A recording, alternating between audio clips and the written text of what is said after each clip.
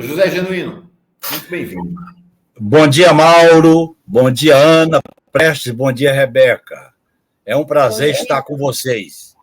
E antes de entrar nesse assunto, Mauro, eu queria pegar a deixa da Ana e dizer o seguinte: a esquerda brasileira e mundial tem uma tarefa fundamental, que é participar dessa grande frente popular de mobilização mundial para denunciar o Estado sionista, a agressão do Estado de Israel com aval dos americanos, dos Estados Unidos, que está com uma política de extermínio, de eliminação de um povo, praticando as maiores atrocidades que a humanidade já viu. Portanto, se não houver um grande movimento de rua, de protesto, como foi no passado, movimentos contra a guerra do Vietnã, movimentos de solidariedade aos povos, nós não vamos deter essa marcha da insensatez, da violência, do massacre que a cada dia a televisão está mostrando. Portanto, eu acho que eu gostaria de insistir nesse apelo, até fazendo uma ponte com a colocação da Ana Prestes. Genuíno, perfeito. É isso aí, nós temos uma manifestação hoje no Rio, às 5 horas, em frente ao consulado dos Estados Unidos, lá na Presidente Wilson, e sábado estão convocadas manifestações em todo o país. Esse fim de semana será mais uma rodada. Os fins de semana, a partir da sexta-feira, têm sido dias de mobilização mundial, com, na verdade, milhões de pessoas nas ruas. A manifestação em São Paulo, né, Genuíno? Ainda de entrar no assunto, já vamos falar de PGR. Você tem participado? Já teve duas. Você foi maior a manifestação do domingo passado, não foi? Foi maior. Foi muito boa. Já cresceu em relação ao domingo anterior. Eu acho que a tendência é as manifestações crescerem. Só assim a gente vai criar um clima político para deter a violência, o massacre, a guerra, e o que está em jogo é um povo, é o direito à autodeterminação de um povo, o povo palestino. É isso mesmo. No dia 4, né, Mauro? Dia 4 vai ser um dia internacional forte, próximo sábado. Próximo sábado, acabo de saber aqui que haverá manifestação em Brasília, na Feira da Ponta Norte, conhecida aqui como a Feirinha do MST. O MST tomou essa decisão tão importante. E esse dia internacional é muito importante porque unifica, centraliza, dá um rumo. Perfeito. Genuíno, fala para nós. Você ontem me ligou muito preocupado com o que está acontecendo na Procuradoria-Geral da República e com a ação da Procuradora-Geral interina, a Eliseta Ramos. O que está acontecendo, Genuíno? Conta para nós. Mauro, eu vou explicar para a nossa comunidade entender. O Procurador-Geral da República ou a Procuradora-Geral da República, ela é indicada pelo Presidente da República, que é representante do poder político eleito pelo povo, e ela é submetida ao Senado, que é eleito pelo povo. Portanto, a Procuradoria-Geral da República passa, como os ministros do Supremo, pelo crivo do poder político. O que acontece com a doutora Eliseta? Ela está numa vacância, porque venceu o mandato do Aras e o governo até agora não indicou. E ela está aproveitando essa vacância burocrática. Ela não foi indicada por ninguém, não foi aprovada por ninguém. E ela está aproveitando essa vacância burocrática para montar uma estrutura lavajatista dentro do Ministério Público. O que é isso? Pelo artigo 43, os órgãos do Ministério Público, ela está montando órgãos, as chamadas câmaras revisoras.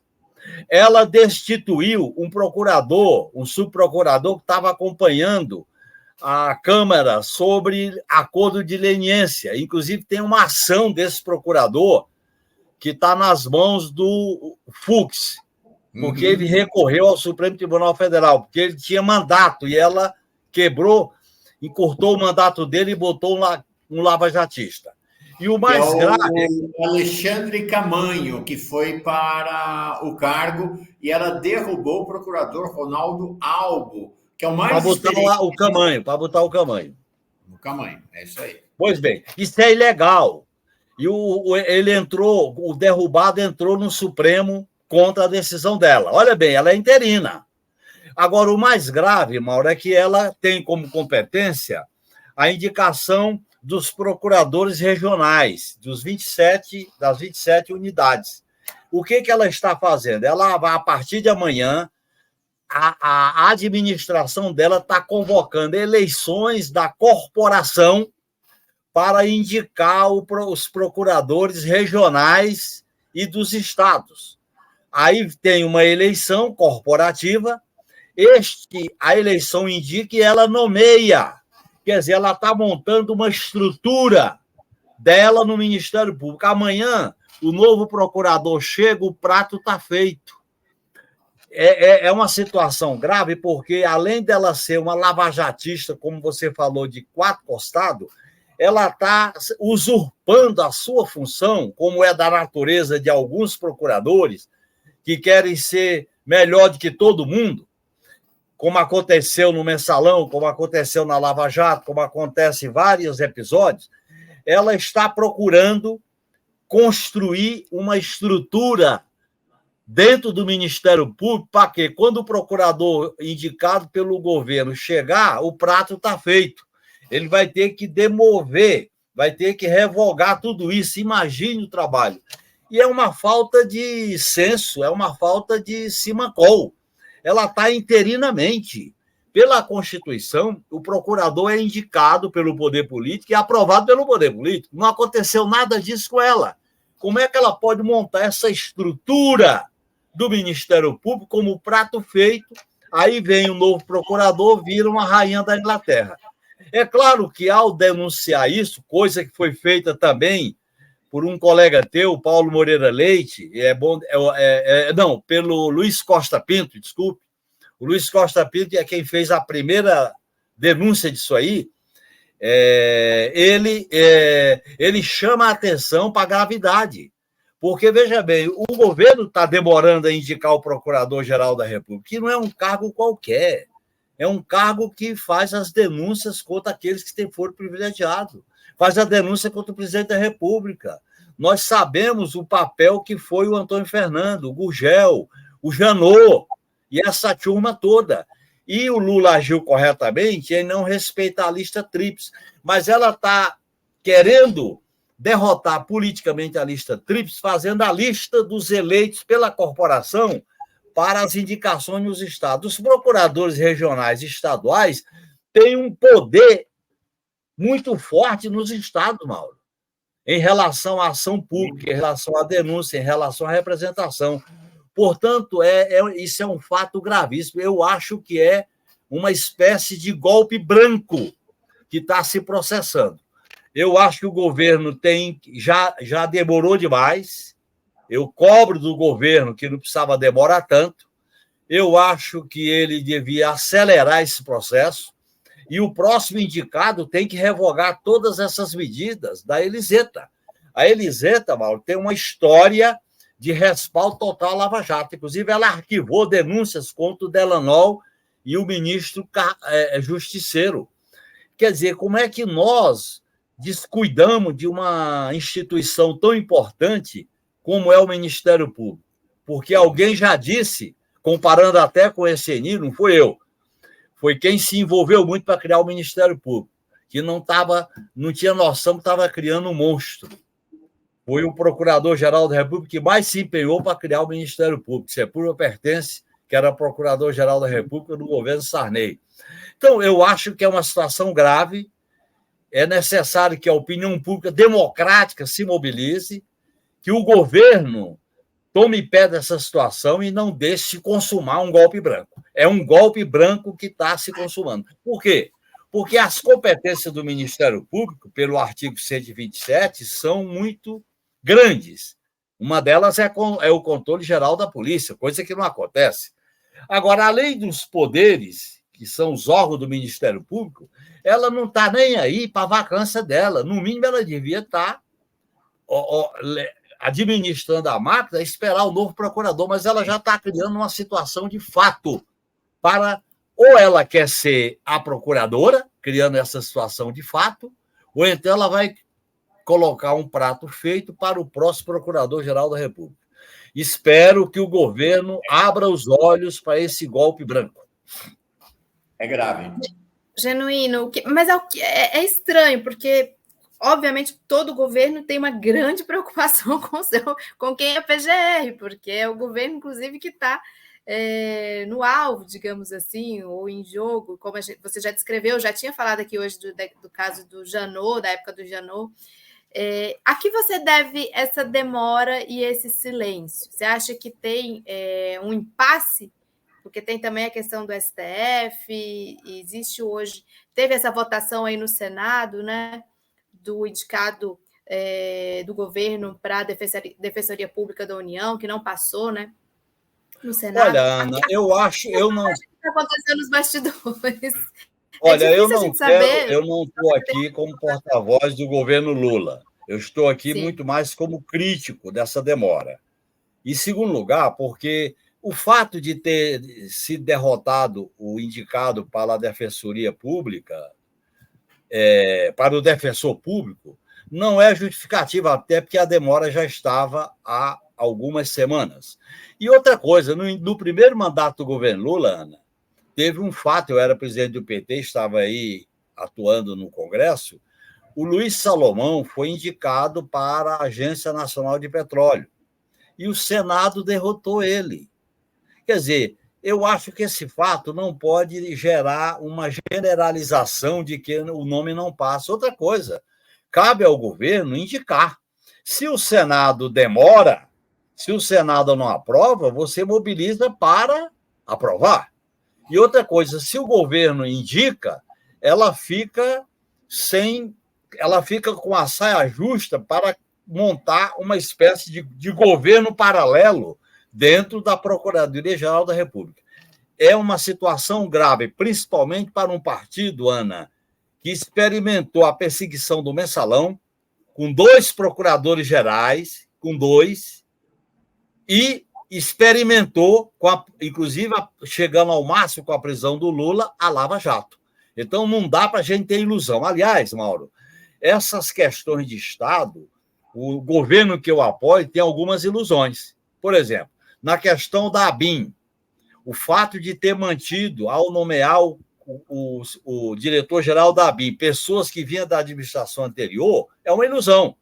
O fato de manter o GSI, uma ilusão que quase sobrou para o governo, quando manteve a estrutura com muitos golpistas lá dentro. Eu temo que essas instituições do Estado elas sejam amoldadas com a nova roupagem. Isso é um risco para a democracia, porque a gente já viveu. Nós não estamos falando de algo abstrato, teoricamente. Teoricamente, é um grande equívoco esse negócio da PGR, porque, olha bem, Mauro, o que ela está contrariando? O princípio da soberania do poder popular. Quem indica é quem é eleito. Quem aprova é quem é eleito. Ela está deixando isso de lado e ela está assumindo a condição de plenos poderes como Procuradora-Geral da República e montando a estrutura plena de acordo com os seus objetivos dentro da PGR. Isso é grave. Isso, inclusive, pode ser questionado legalmente. E, portanto, eu acho que essa demora não é um sinal de alerta. Não pode continuar demorando, senão vai criar o fato consumado. E quando se cria fato consumado em Forças Armadas, em Ministério Público, em Polícia e em Justiça, que são as instituições desse Estado burguês, aí fica muito difícil a gente voltar atrás.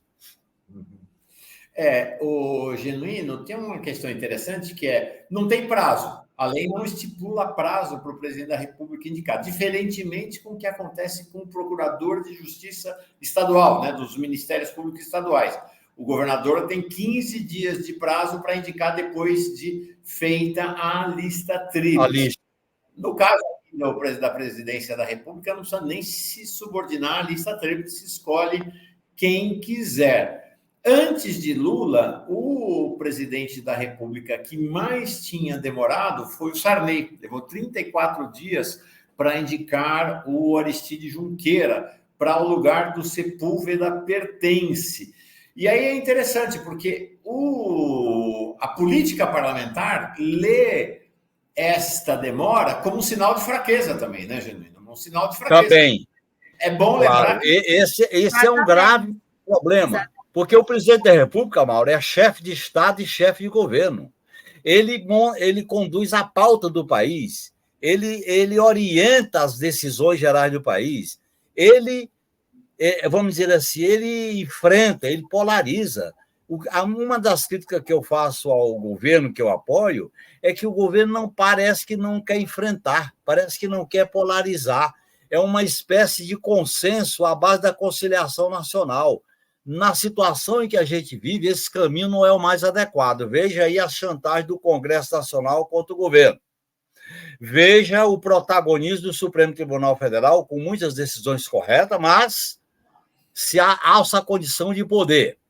E agora vem o protagonismo na questão das Forças Armadas, com essa história da revisão dos documentos de defesa que vai ser feito pelo comandante do Estado-Maior Conjunto. Veja o que está acontecendo agora na PGR. Quer dizer, nós estamos demorando a tomar decisões de Estado. Isso é ruim. Além de demonstrar uma fraqueza política, eu acho que demonstra também o risco de criar uma situação de fato. Isso não é bom.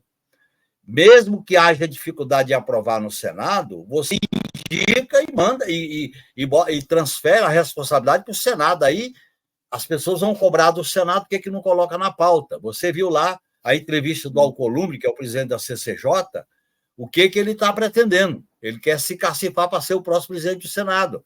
Mas aí nós temos que indicar e cobrar dele, senão a gente está conivente com essa ideia do apaziguamento, que não é o melhor caminho. Você trouxe uma questão, Genuíno, que é a do Alcolumbre. E aí queria colocar para você, parece que o governo Lula vive um momento difícil do ponto de vista político neste momento, né? Nesse exato momento. Por um lado, Lula muito pressionado pela aliança entre Haddad e o setor financeiro, que estabeleceu esse mantra neoliberal do déficit zero. Quando Lula questionou na coletiva na sexta passada o déficit zero, o céu desabou sobre a cabeça dele, né? Está tendo uma rebelião, vamos ver, ele deve falar sobre esse assunto na live presidencial de daqui a pouco, ou que já deve até estar no ar. E, por outro lado, ele está com essa pressão, cerco do financismo em aliança com a Haddad. Por outro lado, essa casa de escroques em que se converteu o Congresso Nacional. Né? Eu publiquei um artigo falando disso. Não tem essa história. Quando você se submete a um extorsionário, a um chantagista, não adianta ter a ilusão de que vai parar. Nunca vai parar, nunca vai estar bom, sempre vai estar chantageando. Me parece que o governo viveu essa ilusão semana passada. Não, entregamos a Caixa, agora acabou. Nada, na mesma tarde da entrega da Caixa, o Centrão foi para cima exigindo mais e mais. E me parece que o Alcolumbre com o Centrão está ganhando espaço também no Senado, onde não tinha todo esse espaço, e lá o porta-voz desse Centrão é exatamente o Alcolumbre. Então, o governo Lula numa situação política difícil nesse momento, né, Genuíno? Não te parece? Por quê, Mauro? E eu já falei sobre isso nos seus programas. É claro que a maioria do Congresso é conservadora de direita. Se é verdade isso, nós temos que ter uma postura de polarizar, de enfrentar, de tensionar.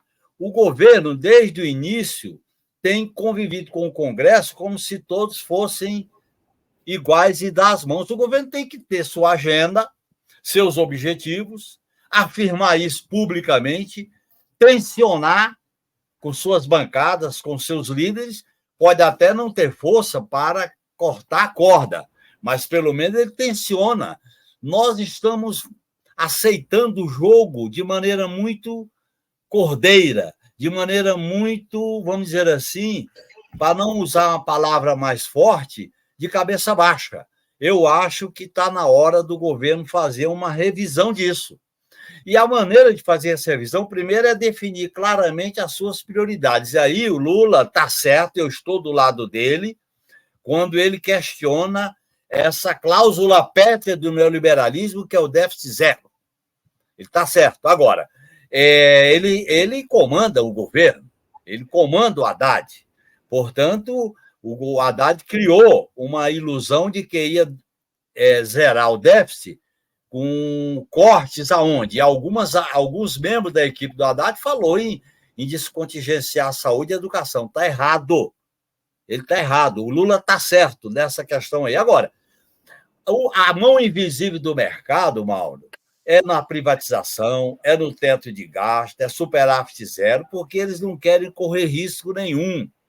As pessoas podem morrer de fome, de desemprego, de falta de saúde, de falta de educação, de falta de salário mínimo, de falta de água, está aí a seca na Amazônia, de enchente no Sul, mas o sacrossanto direito ao valor e ao mercado e ao capital, isso é cláusula pétrea. Então, a esquerda não pode aceitar isso, tem que enfrentar, tem que polarizar, tem que criar uma pressão. Por isso que eu defendo que os partidos de esquerda dialoguem com a sociedade. O governo precisa dialogar mais com a sociedade, precisa chamar a opinião pública a discutir esses temas que diz respeito à vida das pessoas. Ana, Rebeca. Eu queria fazer uma última pergunta sobre a polêmica do dia, né, de ontem, principalmente. A fala do presidente Lula sobre o déficit zero, a dificuldade de cumprir a meta do déficit zero e a crise que a imprensa tenta estimular, né, criar entre a presidência e o Ministério da Fazenda com relação a essa questão do déficit zero. Olha, Ana, o Haddad é o queridinho do mercado, eles apoiam o Haddad para poder enfraquecer a autoridade do Lula. É isso que está em jogo. O Lula está correto em chamar a atenção que ele não vai aceitar o déficit zero e cortar os investimentos, como ele cita o caso do PAC. Ele nem citou o caso da educação e da saúde, porque para zerar esse déficit vai ter que desconstitucionalizar as dotações orçamentárias para a saúde e para a educação. Imagine um governo de esquerda fazer isso. É o fim do mundo, Ana. Eu acho que o Lula está certo. Agora, tem que chamar o feito à ordem. O presidente da República é chefe de Estado e chefe de governo. Ele comanda os ministros, ele comanda as esferas governamentais como chefe de Estado. Portanto, eu acho que é uma situação que dá força ao mercado para fazer pressão contra o Lula. E é o que eles querem. O problema do mercado é o Lula, entendeu? Isso é o que eles querem. Quando eles viraram no Lula, na Lava Jato, na prisão, na condenação, eles sabiam onde estava atingindo, com quem, aonde eles queriam dar o tiro, a chamada bala de prata. É isso aí que nós temos que ter consciência disso. E aí, a esquerda, o PT, os partidos de esquerda, não pode ficar só assistindo de camarote esse duelo, tem que manifestar, lutar. O que está em jogo, Ana, é se nós vamos governar por dentro da ordem neoliberal ou se vamos questioná-la. Eu defendo que a gente questione os seus princípios basilares. Perfeito. Legal. Muito bom. Muito bom. Valeu, Genuíno. Super obrigado. Super obrigado aí pela tua presença. Realmente, notícia importantíssima. Já avisei, quer dizer, a redação estava acompanhando, assistindo a entrevista. Vamos fazer recorte, porque realmente é grave. Realmente é grave. O presidente Lula indica logo esse PGR antes que a situação se agrave. Fica aí a recomendação, a sugestão. Aí, Mauro, só uma informação para ter o trabalho, que você é um jornalista que trabalha muito com a informação verdadeira. Eu estou aqui com a lei orgânica do Ministério Público. Pela lei orgânica, o procurador da República pode indicar ou ouvir a categoria. Mas isso é o procurador indicado e aprovado, não é o interino, não é a interina. A interina está usurpando o poder, porque ela não foi indicada nem pelo poder político, nem aprovada pelo poder político. Isso é o grave. Quer dizer, o Ministério Público está se colocando acima dos poderes. Como eles pensam assim? Poder popular, soberania do voto, política, nós é que representamos o que é bom para a sociedade ou não. Essa é a visão que eles têm, que é uma visão autoritária. E o PT e o Lula foram vítimas disso. Eu conclamo o governo para abrir os olhos e tomar uma decisão o quanto antes. Muito bom, Genuíno. Ok. Obrigada, Genuíno. Valeu. Obrigadíssimo, Muito bom ter você. Genuíno. Boa. Até terça-feira que vem. Temos com você.